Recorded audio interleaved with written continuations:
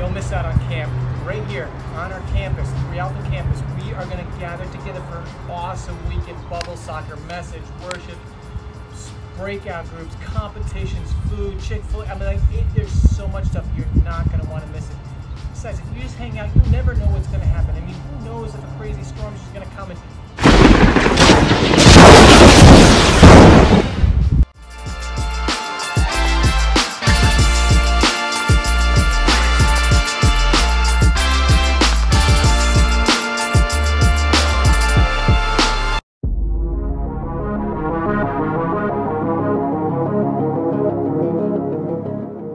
Hey everybody, my name is Brian. I'm coming at you live from Banning, California today, and I want to welcome you back to our series, Back to the Future. We're in week 3, and we've been talking about how time traveling from the past to the present can help change the future. Now, humanity hasn't figured out how to build a time machine yet, but if we could build a time machine, here's the question I have for you. What everyday item would you choose to turn into a time machine? Now, I want to hear some seriously ridiculous answers, all right? But, for instance, what I would choose, my everyday summer item, would be my tube, right? I think that would be an awesome time travel machine. So, let's hear some ridiculous answers, guys. All right, so now I want to talk to you guys about a movie from the past called Back to the Future. Some of you may have heard of it, maybe some of you haven't. But in this movie, this time travel movie from the past, a guy named Marty McFly has his mind blown when his scientist friend Doc turns a very unlikely item into a time travel machine. Now, if I told you to picture a time traveling car, most of you would probably picture a Tesla or a Lambo or maybe a Bugatti, right? But in this movie Back to the Future, Doc built his time machine using a DeLorean. Now, some of you might not be familiar with a DeLorean, but it was a car from the past that looked super cool, and everybody was super excited about it.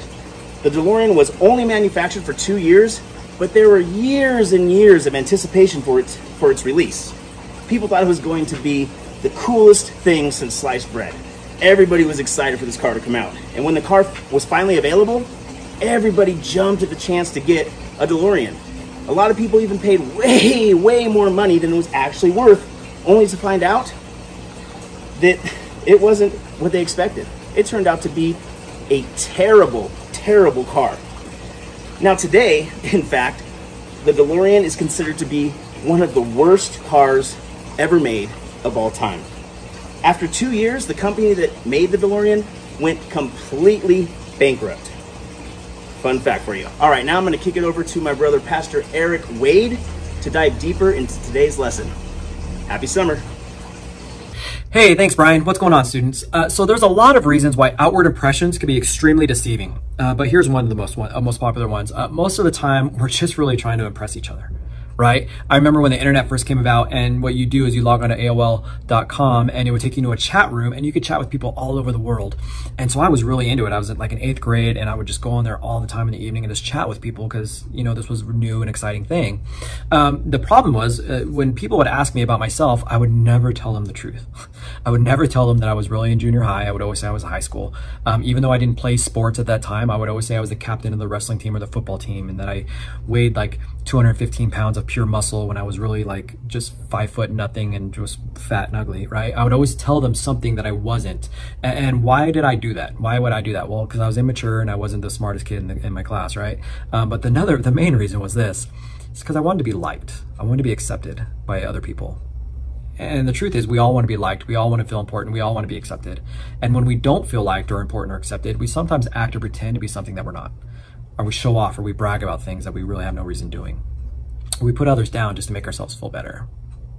I want you guys to ask yourselves these questions. Don't answer it out loud, but just think about this. Do you know someone who always follows the rules? And are you someone that always follows the rules no matter what they are?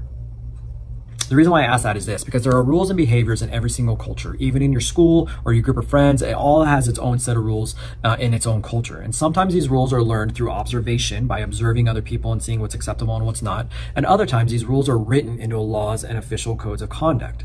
The same was true for Jesus' time. And there were plenty of rules in both written and unwritten laws that shaped the community and the culture in which Jesus lived in.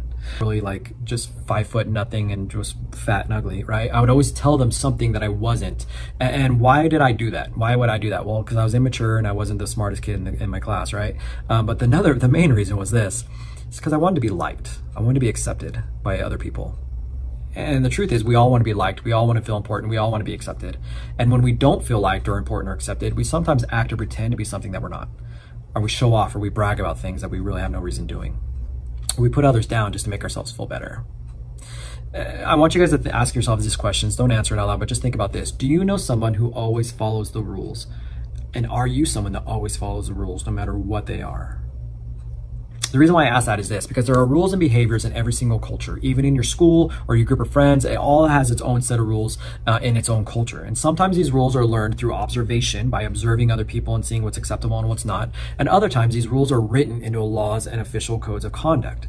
The same was true for Jesus' time. And there were plenty of rules in both written and unwritten laws that shaped the community and the culture in which Jesus lived in. Think about your school and your group of friends, right? Have you ever noticed that what's cool or is acceptable is often determined by the most popular or influential people? Okay, think of it today. We have social media and we have tons of what? Influencers on social media. They're the ones that kind of set the trends for society and our culture today. The same was true back in Jesus's day. In their culture, some of the most influential people around were the religious leaders of the time.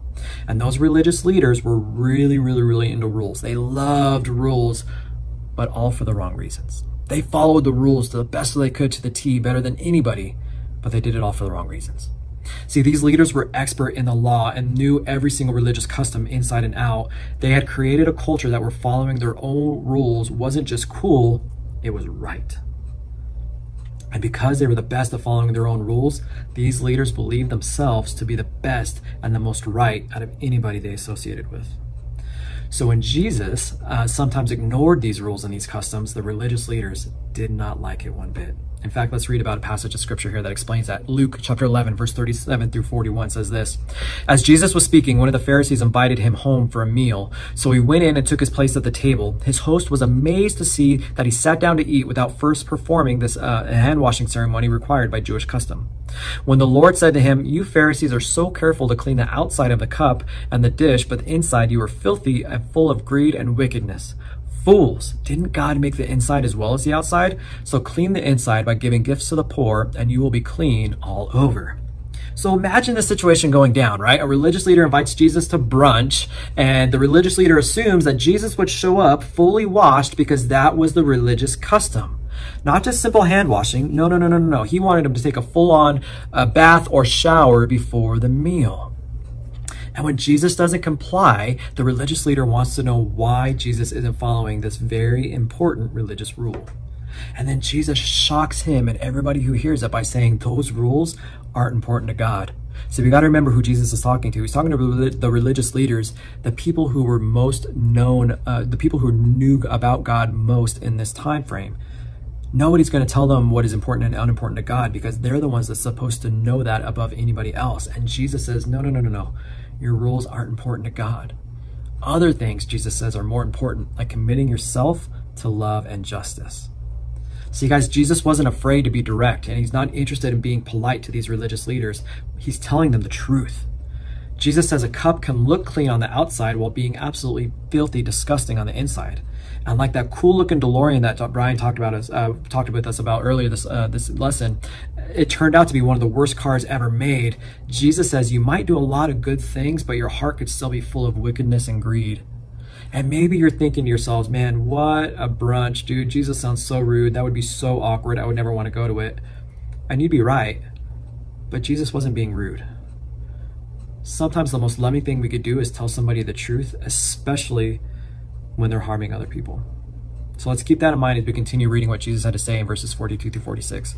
What sorrow awaits you, Pharisees, for you're careful to tithe even the tiniest income of your herb gardens, but you ignore justice and the love of God. You should tithe, yes, but do not neglect the more important things.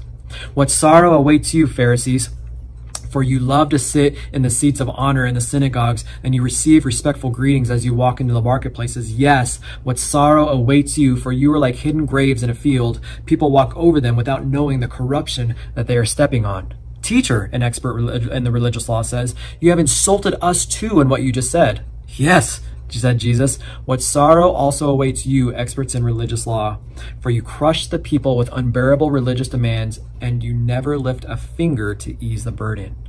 Guys, in this interaction, we see that Jesus is frustrated and he's mourning the mistreatment of the people that he doesn't only just love, but the people that he created. And especially because the people that are causing these people that Jesus loved and created harm are the people who claim to be your spiritual leaders. Jesus warns these leaders that following the rules won't help them win God's approval if they don't share God's heart and love and justice with others.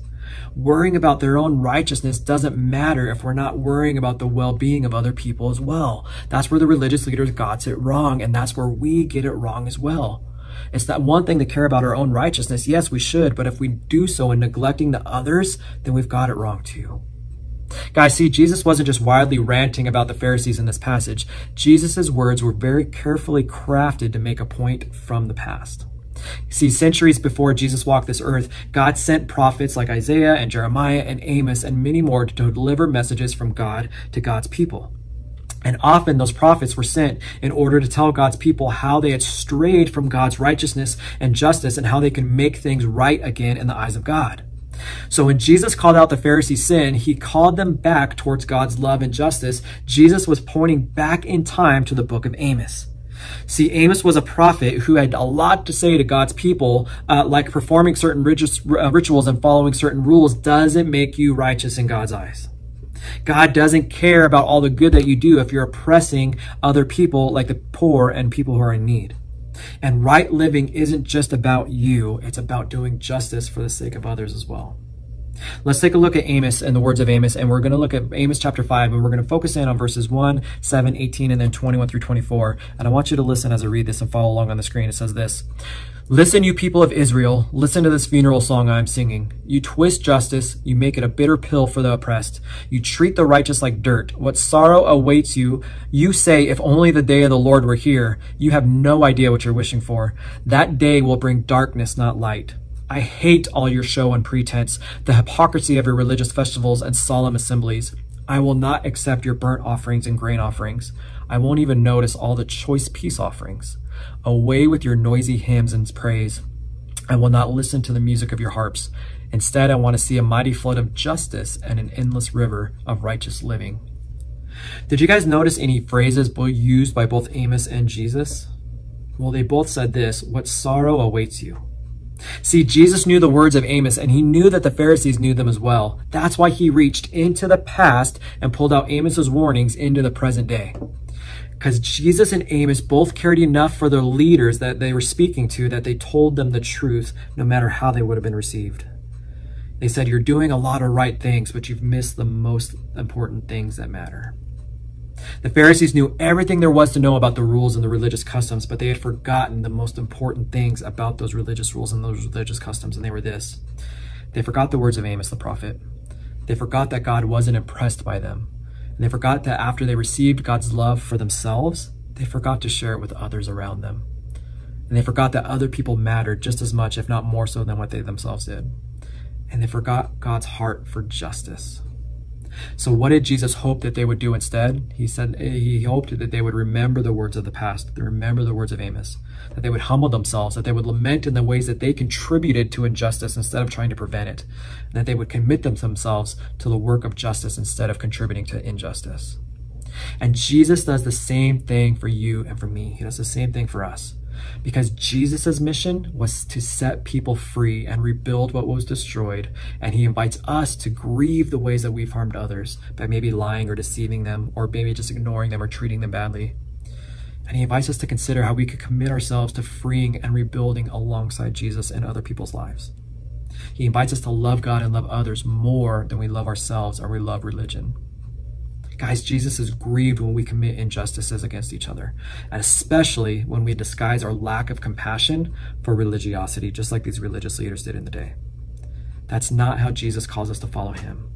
Jesus calls us to follow him by our big idea for the evening. It's this: Jesus calls us to do justice. And we're going to learn more about that in just a minute with my friend Pastor Eric with a K. But before we get there, you know what time it is and I know what time it is, so put it in the chat. It's game time!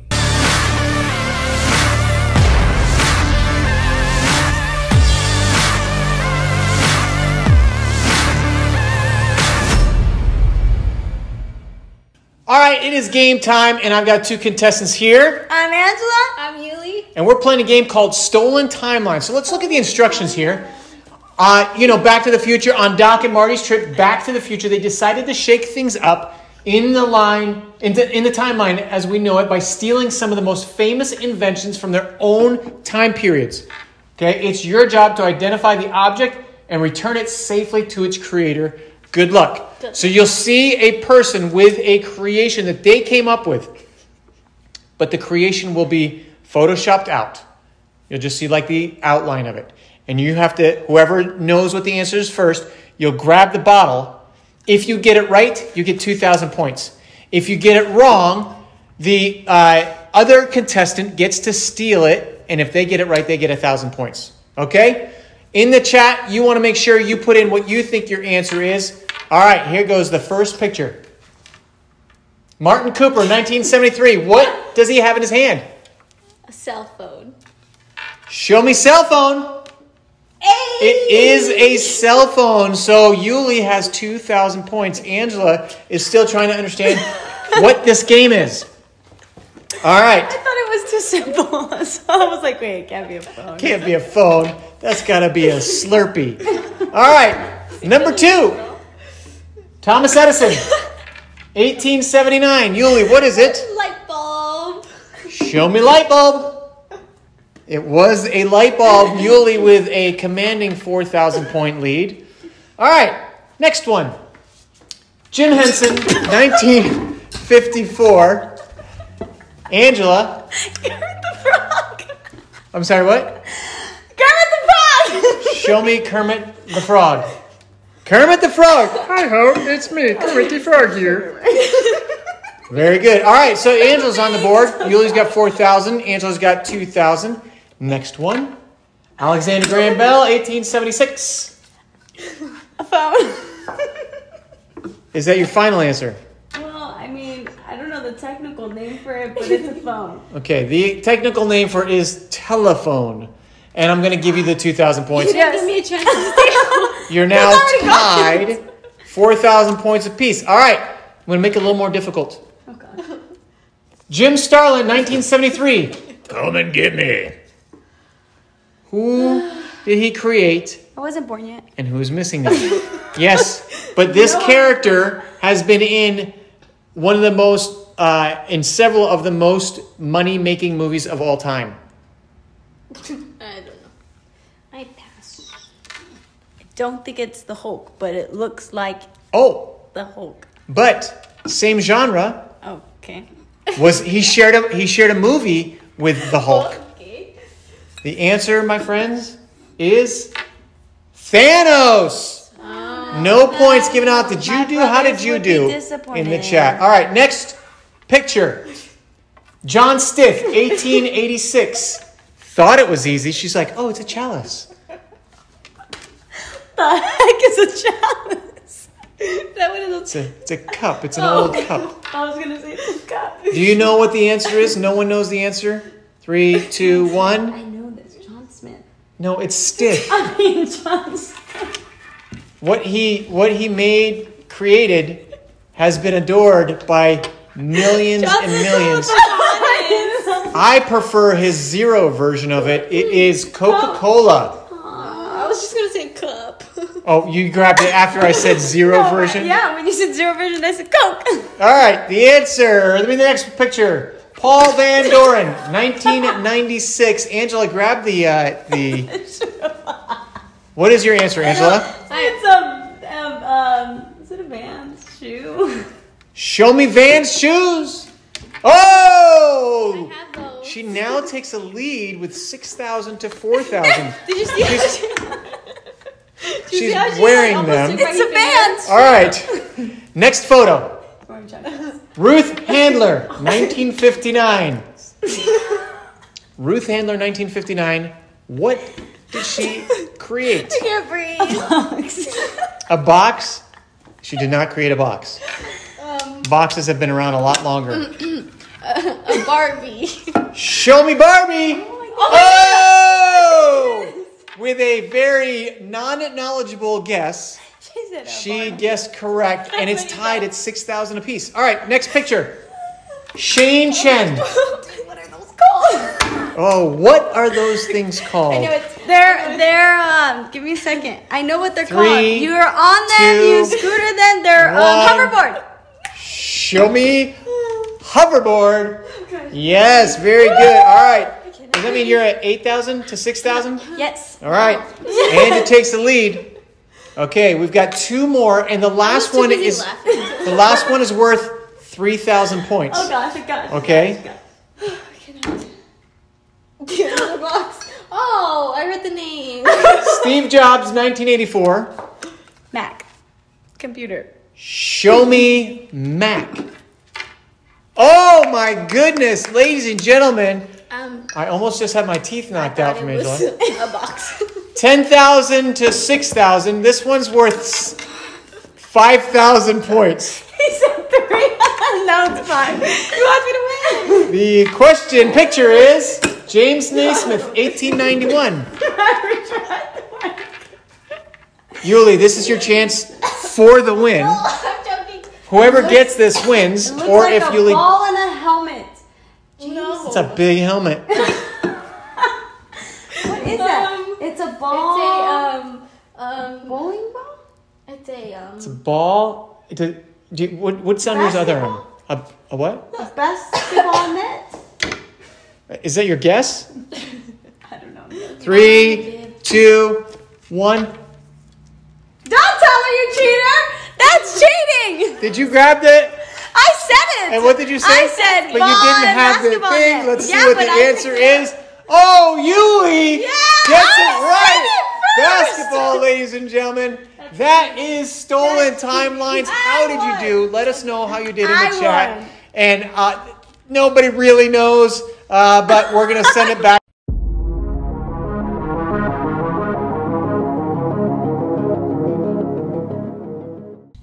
Thanks, Angela and Yuli, for that absolutely awesome game. Well, we want to keep going here and wrap up this message. I have a question for you. Think about yourself. How are you doing when it comes to justice? Have you ever contributed to injustice? That's a pretty significant question to think about. And you're obviously not a religious leader from 2,000 years ago, so that's not on you in that way. But maybe you're trying to understand when Eric was talking, like how does this apply to you today? So I'm gonna put some questions up on the screen, and I want you to read them. I'm gonna give you about a minute or so. I just want you to read them, and I want you to think, how would you answer these questions?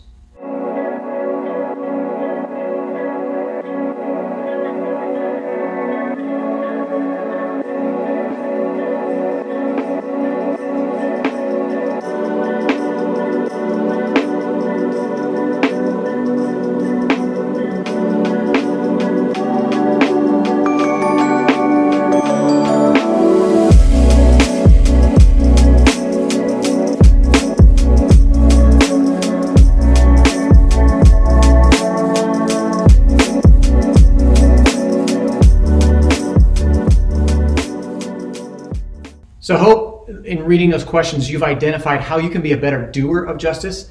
But before we do that, I want to take a look at the example that Jesus set and Amos set and lament, right? To lament our injustice, our contribution to injustice, and how we have acted or not acted in the past. And, you know, a couple months ago, we talked about lamenting, and I want to give us just some ideas of what we can do. How do we move forward when we have contributed to injustice? First of all, just cry out to God. And lament, like let him know what you have done or haven't done. How have you acted or not acted? Let God know that. That's lamenting. That's telling him the problem and describing it in prayer. Then confess it. Confess it as sin. Like, tell God, I'm sorry, I didn't do this or I did this. This is where I'm at. Describing that problem, like, that's ownership, right? That's part of the lamenting process. And then ask God to help you move forward. And then praise God. It's pretty simple, right? Cry out, lament, confess it, ask God to help you, and then praise him. Praise him for who he is and what he has done. Now, when we lament injustice, when we see injustice happening around us and it starts to break our hearts inside, what do? How do we respond to that? Well, when you discover an injustice, whatever that injustice is, I want to suggest there's two things you can do. One, you can actually do something. And secondly, you can say something. Let me give you an example. Did you know that there are 790 million people in the world who still don't have access to clean drinking water? I told you a couple weeks ago how about my kids, when they were like 5 and 7 years old with some of their friends. They raised $3,000, enough money to build 2 wells in Africa. 790 million people don't have access to clean drinking water, so people are dying all over the world because of that. So what can you do? Well, maybe this week you say, I'm not going to drink soda, I'm not going to drink coffee, I'm not going to have anything else besides water. I'm only going to drink water. So maybe you spend money on coffee, or your parents spend money on Starbucks or whatever for you on a regular basis, and you go, you know what? Let's take that money, let's save it, and let's do something with it. There's organizations like Charity Water that are incredible to help build wells and get clean drinking water to people. You can also say something. Somebody might ask you, why are you only drinking water when I know you love Mountain Dew, or I know you love Red Bull, whatever it is? Well, it's because this week I'm trying to really focus and pray and think about this injustice of the lack of clean drinking water. Or maybe there's something else. It's difficult to know exactly what to do. I know as a middle schooler or high schooler, how do you make an impact? How do you make a change? But when you see something that's not right, do something and say something. There's an incredible problem with kids living in poverty, and that poverty rotation cycle in families, because they don't have access to schools around the world. And so not being able to read or write, it continues the cycle. Or maybe there are people that don't have enough clothes to wear, and you want to do something about that, or the water, whatever it is. Jesus and the prophets, they speak to us from the past, right? It's a whole idea of this Back to the Future. They speak to us from the past, inviting us to join God right now and in the future, to change the future. When we join him right now, that actually has an impact on the future. And there's so much that can be done when we decide to do justice. Think about what God wants you to do this week. Do something and say something. All right, I'm going to kick it back to our host. Hey, we are so glad you joined us for our service tonight. And I want to let you know 2 things, okay, before you leave. One, if you are thinking about coming back on to church in person, if you're ready, we want you to know that we're ready for you. We have our services every single one of our campuses, Banning, Ontario, Rialto, and Victorville, all of those campuses. We have a student service at 11 o'clock in the morning. We'd love for you to join us. All right, and there you get to be in person. You have this service, but you'll be in person with other students and leaders. It'd be awesome to have you back. We understand if you're not ready, that's totally okay. And maybe you're just here because you know you're not going to be here on Sunday. You're not going to be available to be in person on Sunday. So you have this option to be here, which is great. So anyhow, the second thing I want to let you know, right after this, we have a small group. We would love for you to join in on that small group. You see the link right there on your screen. It's bit.ly/SS small group. So there's 3 S's, right? You see that. The whole thing needs to be lowercase. Put that into your browser, whether you're on Chrome, Safari, Firefox, Internet Explorer, which is going away next year. It's going to be done with whatever browser you're on.